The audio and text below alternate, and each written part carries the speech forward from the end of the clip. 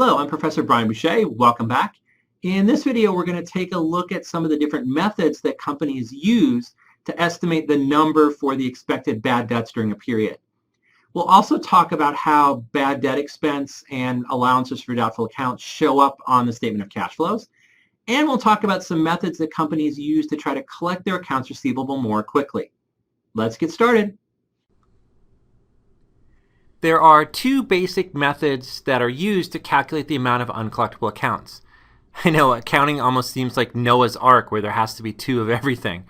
But anyway, the first method is called the percentage of sales method. This method estimates bad debt expense directly. And the way you calculate bad debt expense is you multiply either total sales or if you have it credit sales by an estimated uncollectible percentage to compute bad debt expense. So in other words, you take all of your credit sales, you estimate what percent of those you're never going to collect in cash. That's going to be your bad debt expense. We plug it into the T account and solve for the ending balance of allowance for doubtful accounts. The second method is called the aging of accounts receivable method. This method estimates the ending balance of the allowance for doubtful accounts directly. The way this method works is you multiply the accounts receivable on the balance sheet by estimated uncollectible percentages. Now it's called an aging method because the percentages are different based on how long the accounts receivable are outstanding. So for example, accounts receivable outstanding for less than 30 days will have a smaller percentage than accounts receivable that have been outstanding for more than 90 days. So once you multiply all the accounts receivable by the percent of them you expect not to collect, it'll give you an ending balance for allowance for doubtful accounts. You plug that into your T account and that'll allow you to solve for bad debt expense. Are you just teaching us two methods so that you will have more questions to ask on the exam? Which method do companies actually use in the real world? Yes, if you're a conspiracy theorist, you can assume there are multiple methods because accounting professors need more material for their exams. In the real world, companies can do either method, or they could do both methods and take an average. And the reason there are two methods is because you have a balance sheet and an income statement. So if you're going to estimate bad debts, you can either do it based on the balance sheet amount of receivables at the end of the period or the income statement amount of credit sales. Companies will just choose whichever method they think gives them the most precise estimate. Let's do an example where we implement both methods for estimating uncollectible accounts. We're going to go back to our old standby example company, BOC, and here are their T accounts for a given quarter. We'll assume they had credit sales of $75,000, so that increased their receivables and increased their sales. We'll assume that they collected $69,500 on cash on those accounts receivables. So that's a reduction to accounts receivable. It's also an increase to cash. To save space, I left the cash T account off the screen. And during the quarter, they had write-offs of $500, so they reduced their accounts receivable and they reduced the allowance for doubtful accounts.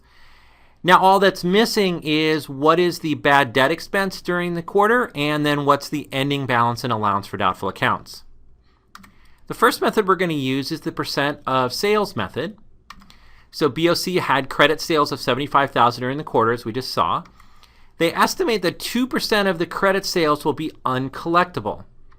So bad debt expense is going to equal the credit sales times this estimated uncollectible percentage. So that's $75,000 times 2%, or $1,500 of bad debt expense for the quarter. This method looks easy peasy. However, how shall we determine the estimated uncollectible percentage? You're absolutely correct that the formula is easy peasy, and the challenge here is really coming up with the estimated percentage of uncollectibles. There's three different factors companies could look at. One is what's their experience historically. So what are their recent experiences with defaults? Two is what's going on in the industry. So what are their competitors' experiences with defaults? And then three, what do they think is going to happen in the future? This is ultimately a forward-looking estimate. So if you think the economy is going to go into a recession, you would make the percent higher. If you think you're moving into a boom time, you would make the rate lower. But in the end, it's a lot more art than science, and companies generally have to tweak this rate every period based on changes in their experience and changes in what they think is going to happen in the future.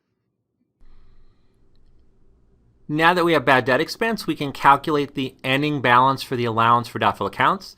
So we plug in the $1,500 of bad debt expense, add that to the beginning balance, subtract the write-offs, and come up with an ending balance of $2,100 for allowance for doubtful accounts.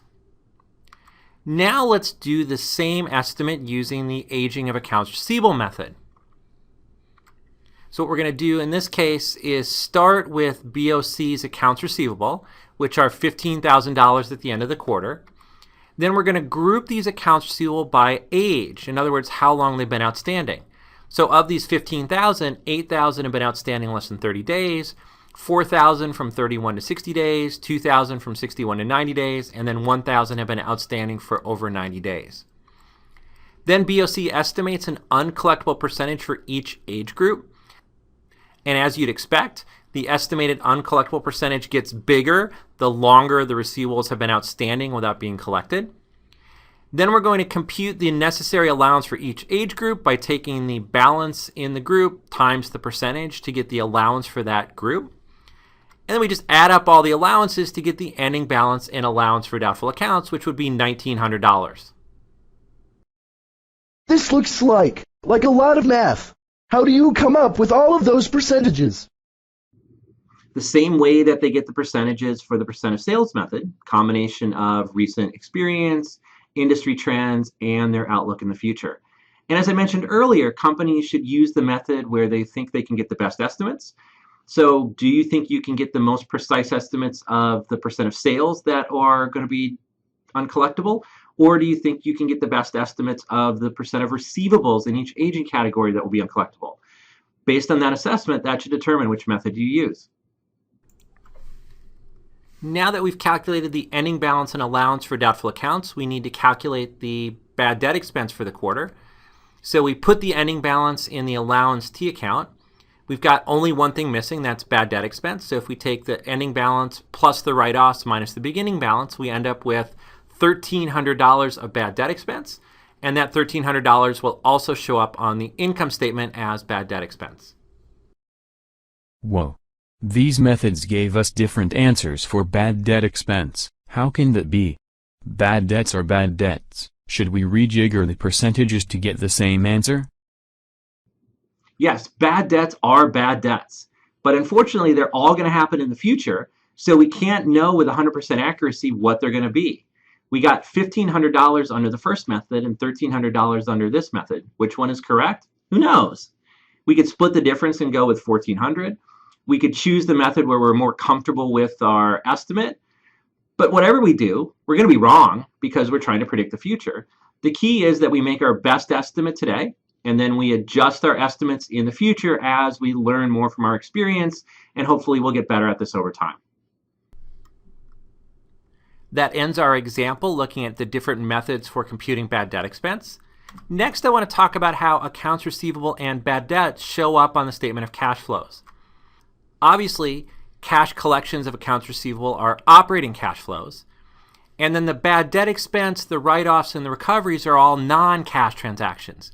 Now, when I say recoveries are non-cash transactions, I mean the part where we restore the receivables and restore the allowance, not the part where we actually recover the cash, because that's a cash collection. So anyway, there are two methods for how bad debt expense could show up on the statement of cash flows under the indirect method. First, you could add back the bad debt expense net of these write-offs and recoveries, and then add or subtract the change in gross accounts receivable. So the gross accounts receivable, again, is how much the customers owe us in total. So the way it would look is we would start with net income. We would add back net bad debt expense as a non-cash expense, and then either subtract or add the change in gross accounts receivable depending on whether it went up or down. The second method is just add or subtract the change in net accounts receivable. So that's accounts receivable net of all these non-cash amounts. So here you would start with net income and then just add or subtract the change in net accounts receivable, again, depending on whether it went down or went up, and that would get you to cash from operating activities. Both methods get you to the same place. The only difference is whether you separately break out these non-cash expenses like bad debt expense, or whether you just fold them in with the change in net accounts receivable. Dude, this is so uncool. Two methods again. How can anyone figure this stuff out if you cannot agree on any methods? Hey, at least there aren't 10 methods. So what's going to determine which method a company chooses to use is how big of a deal their bad debt expense is. For companies where bad debt expense tends to be fairly important or a fairly large number, they'll use the first method, which will allow them to show it prominently on the statement of cash flows. But for companies where bad debt expense is fairly small, it's not a big deal, then they'll use the second method. They'll just lump it in with net accounts receivable to save space on the statement of cash flows. We give companies two methods so they can choose the one that best communicates their important information to outside users. So although the two methods make your life more difficult, they make things better for companies, investors, and analysts, and anyone else that need to learn things from the financial statements. The last topic that I want to talk about are the different methods that companies can use to collect cash from their accounts receivable more quickly. So the first method is pledging the accounts receivable as collateral for a loan. So instead of waiting for the customers to pay you to get the cash, you could go out to a bank and borrow money today with those accounts receivable as collateral. Then you would still have the accounts receivable and you would have to collect those receivables so that you could use the cash to pay the bank loan. And the collateral is there because if you default on the loan, then the bank would seize the receivables as collateral. Now in this case, the company is taking the risk of collection, which they may not want to do. So there's another way that reduces this risk called factoring. Under factoring, what the company would do is sell the accounts receivable to a bank at a discount, and that discount would reflect both an interest charge and the risk of uncollectability. So let's say you had $1 million in accounts receivable. You'd have to wait 30 to 90 days to collect that $1 million. Instead, you could sell those accounts receivable to a bank for, say, $950,000. You get your cash right away, and you don't have to worry about collecting the receivables.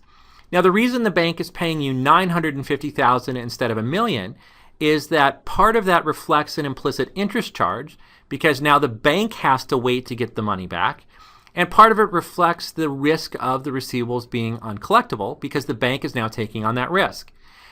And the longer the term of the receivables, the bigger the discount would be because there'd be a higher risk of not collecting them.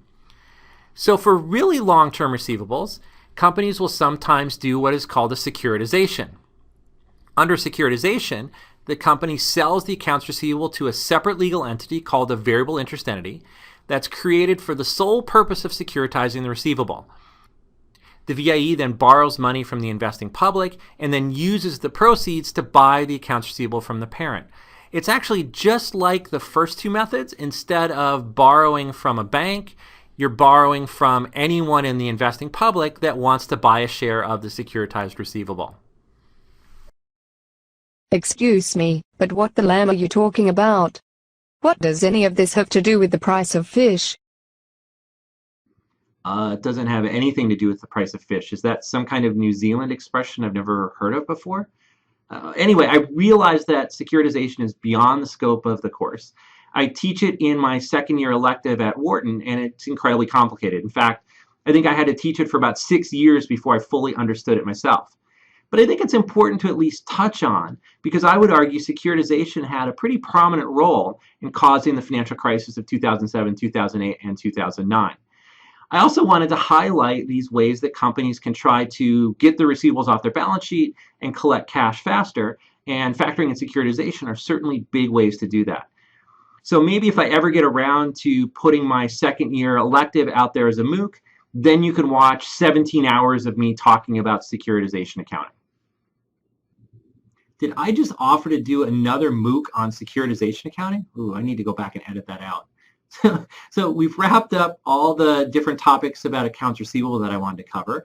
And so what we're going to do in the next video is take a look at an example of a company's disclosures related to accounts receivable to see what kind of information we can pull out of those disclosures. I'll see you next video. See you next video.